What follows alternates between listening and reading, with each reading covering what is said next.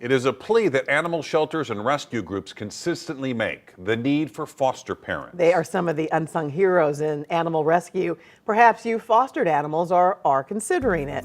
Let's pause and explain the ins, outs, and rewards of being a foster parent.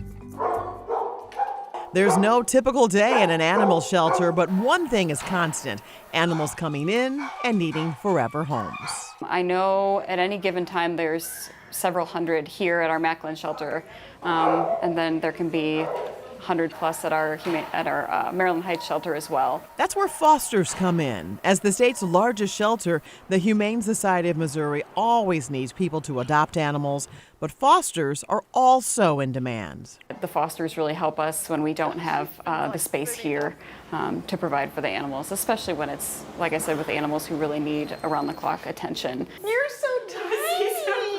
Space and resources can be taxed when the shelter rescues large groups of animals from abuse and neglect across Missouri or from disasters in other states. But a lot of times when we get these big rescue groups in, we will send several out to foster homes if they need a little bit of extra attention. It's a never-ending stream of wagging tails and curious pups at Heather Wilhelm's house.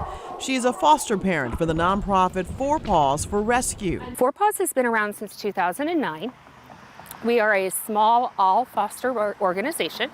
We do not have a shelter, so all of our animals are in our homes. So we're always looking for folks to help. Right now, the group supports animals in 27 foster homes. We have puppies that are growing up in our care. Puppies normally are the first ones to be adopted, and we have them sitting and waiting. Being a foster requires love and a whole lot of patience. The two that I got yesterday, they came in, they've never been in a home before, so they didn't know what was going on. They were scared to death. I think we finally got to sleep about 3:30 this morning. After your application is approved, an animal is placed in your care. All expenses are covered, from food to vet visits.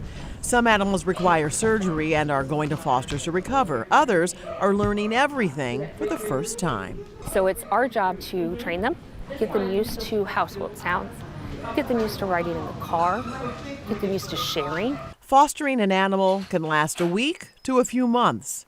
Then there are the foster fails. We like to call them foster wins here because it's not a fail, it's a win because we've placed that animal in a home and made room for another one to be fostered. Fosters, the unsung heroes. Fostering as a whole is probably the best decision I made. There's satisfaction in watching those dogs leave.